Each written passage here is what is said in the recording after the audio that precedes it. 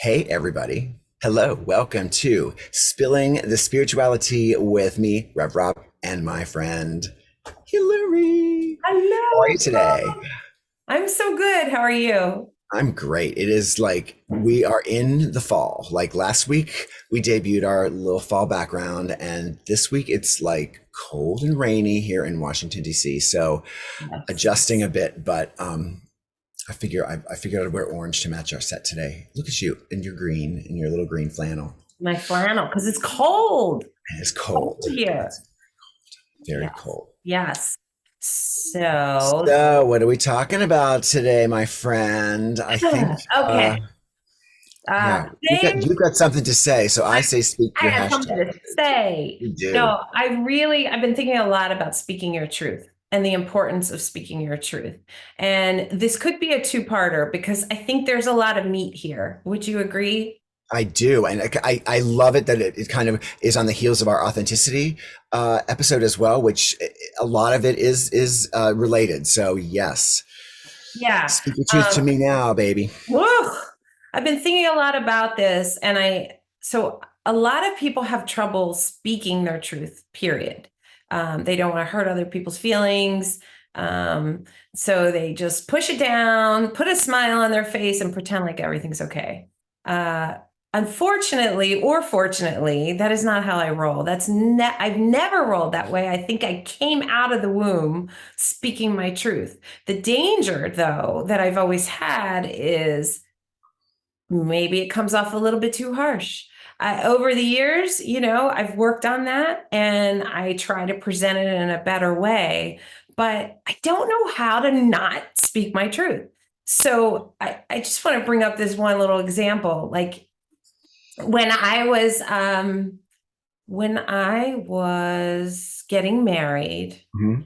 my maid of honor gave a speech to me in front of everybody, talking about, well, Hillary, she has to tell the truth no matter how it sounds. And I was thinking to myself, is this a roast or is this a wedding speech? But whatever. So that's how long that I've been dealing with this. And I find myself saying a lot of the time, like, just freaking tell me. Like, if you have a problem with me, just tell me. And I'm also frustrated. I'm venting a little bit, but I'm also Bring it frustrated. on, baby. This is about your truth.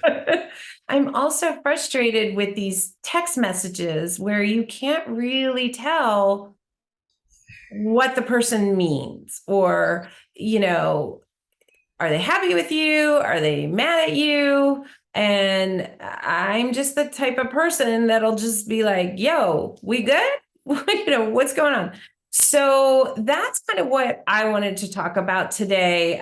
It's on my mind a lot, and to give lots of perspectives of this, whether you're the type that is more like me, where you maybe say too much, or you're more meek and you hold back and you hold back.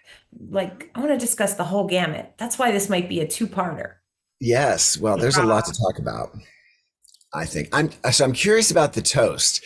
When she made the toast, did your closest peeps like laugh knowingly when she said it? Like, did people like, oh yeah, that's like, did you get the sense that people were laughing knowingly that this is how you are known for this I personality don't type? know. I was only 24. I was very young. I wasn't really paying attention. I caught it, you know, but I don't remember what everybody was thinking at the time. I just remember thinking like, that's a strange thing to put inside of a wedding toast. I'm actually no longer friends with this person anyway. So Interesting. I don't know. And actually that friendship ended um because I spoke my truth.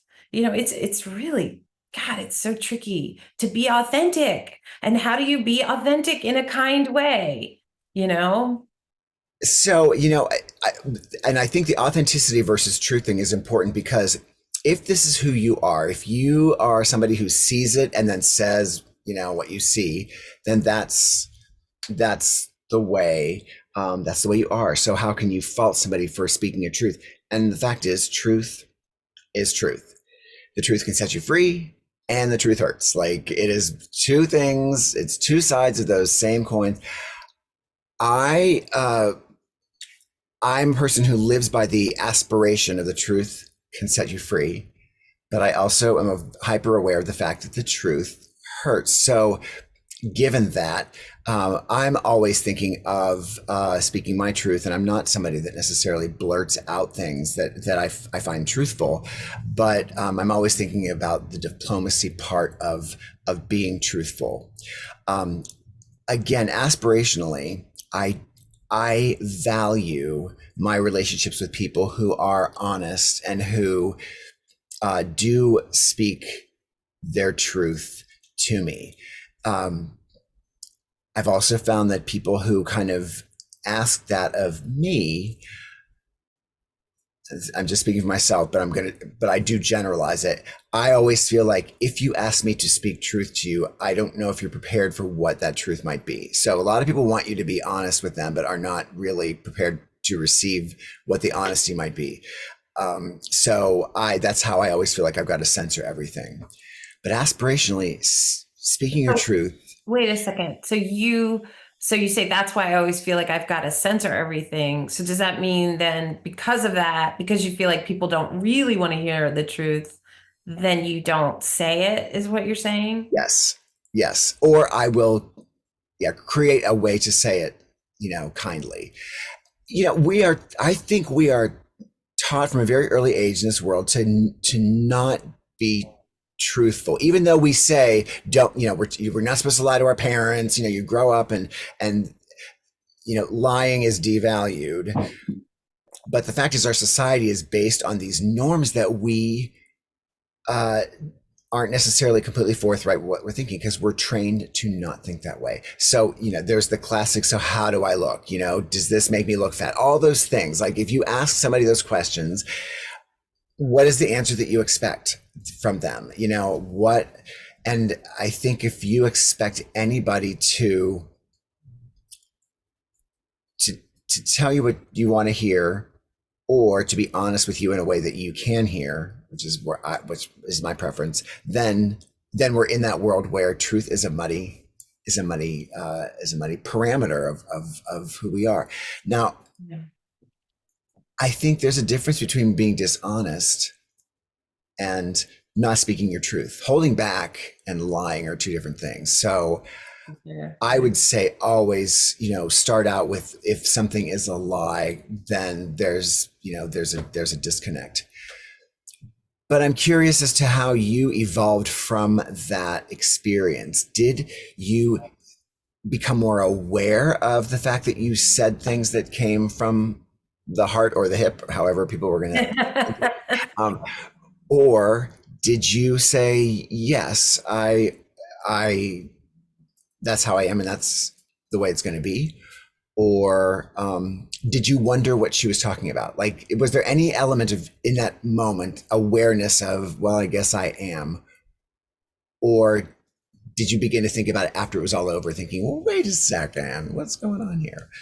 I'm Well, curious. I'm not sure when I was in my 20s, I don't remember focusing on it too much. I think it kind of, I observed it and then I didn't really go. But over the years, I've had some really good friends in my life who have pointed out to me, that I can be harsh. And family, who've said that, including my husband. And so, I've been working on myself since I've been actively working on myself since I've been 30. Like, that was exactly the turning point of when I started to do some hard looking at myself. And I've even gone the other extreme where I haven't said my truth because now I'm so hyper aware of, I don't want to hurt other people. I am much more careful. But when I don't speak my truth, oh my God, like, I can't tell you, I'm like a volcano ready to explode. Like it has to come out. Like, I don't even know. Again, it's just how I am innately. And so I guess it's learning how to say it in a constructive way. But, that brings up texting. And so many people have these like friggin' long discussions on text messaging. And, you and I were speaking earlier, like if about something that maybe we want to talk about of, something you and I went through, and I had said to you, if I had just called Rob up on the phone so he could hear my voice, so I could hear his voice, so I could sort of understand and feel into it versus, texting where you're like, okay, was that word meant this way or this way? Is that person telling me to F off or is that person being funny? Like, I don't know. Do you know what I mean? I Like, do. I do.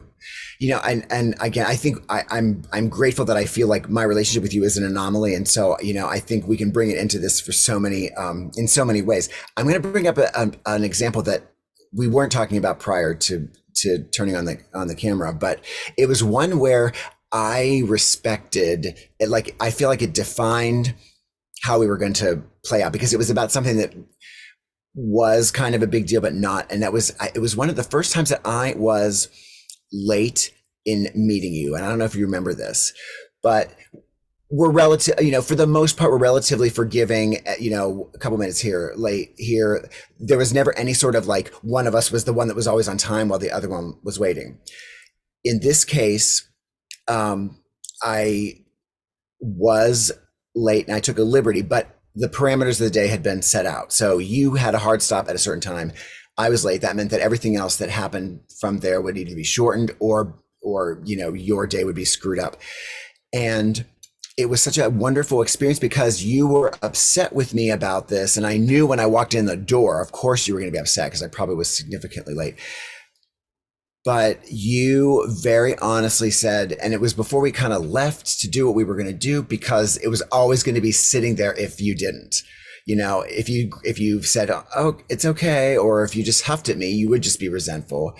But you just said, look, you knew that we had this limited time. You knew there was a hard stop. And so, it just felt like you weren't honoring what we knew to be true. And I, from that point forward, thought, well, that's the way to be, because everything about it was revealed. Like it didn't mean like, oh, now you are going to be the person that was watching your watch every time. It did not mean that at all. It was a thing that was spoken that, what that did they indicated say? a I mutual don't even respect. remember this. So we were meeting at ISD, and I remember I was supposed to be there at like 12:30 and I was there at like 1 or something like that. But you had to go because you had a hard stop. You had to be back for a meeting, and you were just like, "Look, we had a hard stop. We're late. Now our time's cut off, and I'm fine because you're here." And I said it, but we have to move on. I didn't get resentful. I didn't get like, oh my God, well, we never said this was the time. Like all these defensive things that I could have, what I would have normally responded to with anybody else. It was so honest and it was so like #real that I had to, I, I took it as a truth that didn't mean anything else was now uprooted in our friendship. Like, which is usually what I do. Like, well, I guess this means that blank, we're not going to be blank. Right. You were Like, upset. You said what you had to say, and it was right. yeah. And it was done. We moved on. And I'm always very conscious of that for that reason, because it's like when you give, when people have casual Fridays at the office, like everybody's afraid of casual Fridays because they're thinking that if they allow one relaxation of this rule that you have, that everybody's going to be coming in and crop tops and short shorts. But the honesty in this moment meant that you weren't defining every other moment from there. You were saying it was about a mutual respect thing. Like when we say this is the way it's going to be and we know that, let's just respect that. And I feel like that defined, well, how we played out in many other scenes. So you spoke your truth. You were honest. I wasn't offended. And so I give you props for the clarity of that exchange and for what you meant. I feel like sometimes people who speak their truth or want that from other people aren't really prepared for what that truth is. Also, I've said that, I just said that, but it's more that if I feel like I hold back so much sometimes that I'm always thinking, well, you say you want me to be truthful, but you have no idea what that would look like, and that's really, again, that comes back to me. That's on me. If I'm going to come out of this thinking, oh, you just wait till you want me to be honest, I'll be honest from this point forward. If I've held back so much that this is what I'm coming back with, that's on me. But, this is a nuanced situation. I saw two recent separate, one was a movie, one was a TV show. Both of them dealt with this question of what if we would say what was on our minds to each other, like literally what was on our minds in the moments. And both of these, both the movie and the television show, depicted a kind of a descending into chaos if we started with the small things like, oh, how do I look in this? You look like shit, and if we said what was on our minds, then what would happen? And I think the point, illustrated the importance of being truthful, but being aware of what might help make your truth more clear to someone, that you're trying to share it with. So, Yeah. So maybe what you're saying is, it's important to be truthful when it matters. First of all, anybody who asks that question, how do I look in this, is setting themselves up, because I used to do that all the time with my husband. And he always is like, you look great. Yeah, I don't care what you wear. You look good, whatever. And truly he does. I think he really does mean that, which is really nice. But I don't ask any more things that I don't want to hear a response that I don't want to hear. You know what I mean? Because if it's something that I'm wearing or how I look, I have kids, so they used to tell me these things, but I don't want to know, because if I'm putting something on or I'm trying to look a certain way and I feel good about it, it shouldn't matter what anybody else thinks. And so I guess that brings me to the mantra that I say to myself, which is, it's not my business how others see me. And so I guess maybe what you're saying is, speak your truth when it matters. Speak your truth when there's something bubbling up in you that you have to get out. Because it would be completely chaotic if everybody spoke what they were exactly thinking in that second. And there are definitely, what I have learned over the years is that I do have to, come a little nicer, a little smoother, think about what I'm going to say before I just blast it out. But the benefits of speaking your truth, and this is why I also feel that it's important to say, is we're in a time right now that is a really caustic time, because you do have people speaking their truth. And it's like, I feel like a lot of people are speaking their truth, certainly on social media. But if they were in front of each other, could they speak that same truth? right. Probably not. So I guess I just feel in general that the reason we need to speak our truth is when we don't, we stuff it and it goes into our bodies. And while we think it's done, our bodies remember, our bodies then later create dis-ease or sickness from suppressing that truth. And I feel like we're headed into a time where you have to honor yourself, and years of not honoring yourself. And there's nothing bigger than speaking your truth, I would think, in the honoring of oneself. That if we don't, what's the Who are we? What's the point? It's point? true. It's really true. That's a very good point.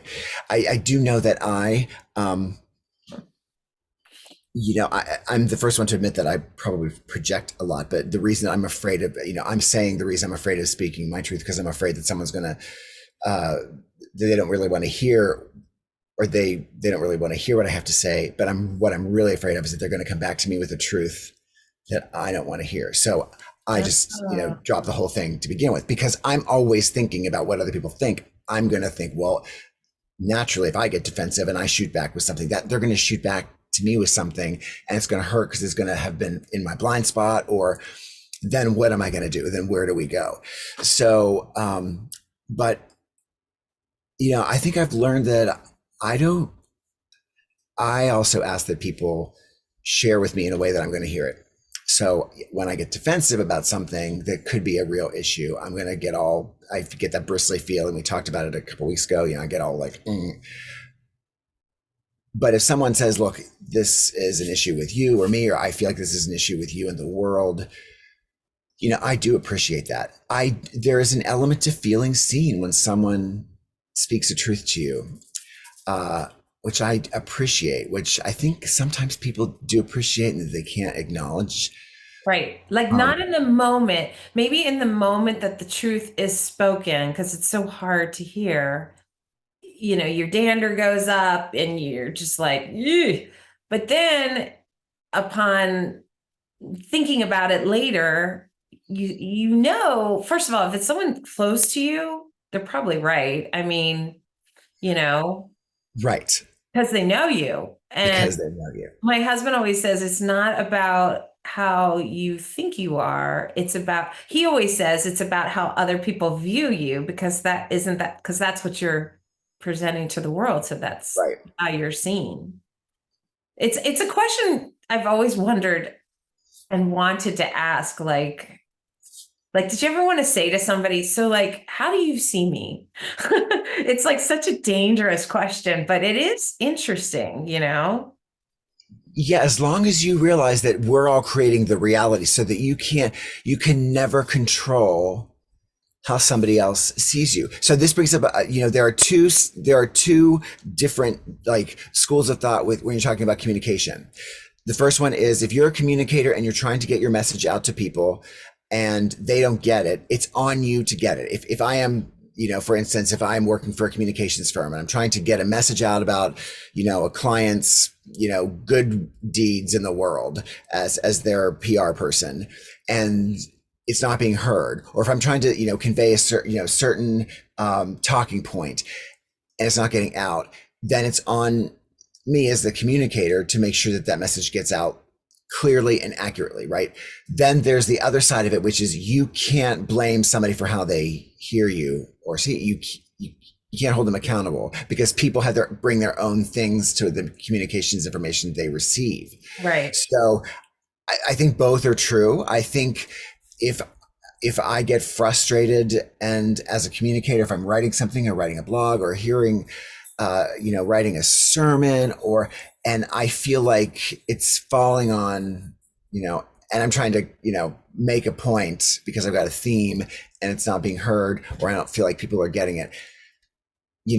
One person for me always indicates, well, that's how they're hearing me. You can't make people hear you the way you want them to be heard. But if it feels like I'm not reaching anybody, then I got to go back and go, wait, I need to retool my messaging. Otherwise, I'd be like, well, this is my message. If you get it, you get it. You don't, you don't.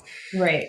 But if you're trying to advance something, if you're trying to make a point, if you're trying to get people to see things in a way that helps them live their lives in a better way or see their lives differently, then it's kind of like you got to go back to the drawing board.